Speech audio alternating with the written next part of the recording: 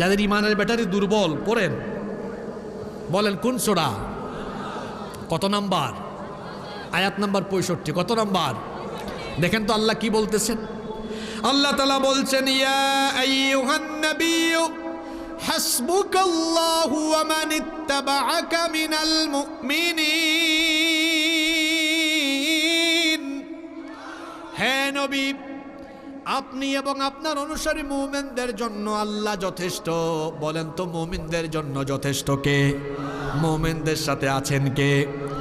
এরপরে আল্লাহ তাআলা বলছেন, ইয়া আইয়ুহান নাবিয়্যু হাররিদিল মুমিনিনা আলাল কিতাল। হে নবী, মুমিনদেরকে যুদ্ধের ব্যাপারে আপনি উৎসাহিত করেন। তাদের ভয় পাওয়ার কোনো কারণ নাই। তার কারণ হলো তারা যখন যুদ্ধে অবতীর্ণ হয় তখন আমি আল্লাহ তাদের শক্তি কেমন করে বাড়িয়ে দিই। আল্লাহ বলছেন, ইয়াকুম মিনকুম 20 সাবিরুনা ইয়াগলিবু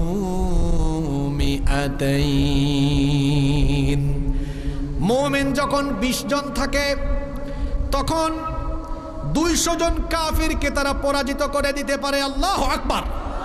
এরপরে আল্লাহ বলছেন, ওয়া ইয়াকুম মিনকুম মিআতুন ইয়াগলিবু আলফাম মিনাল্লাযীনা কাফারু বিআন্নাহুম কওমুন লা ইয়াফকাহুন।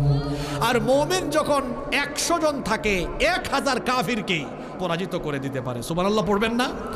আপনার একটা আশ্চর্য বিষয়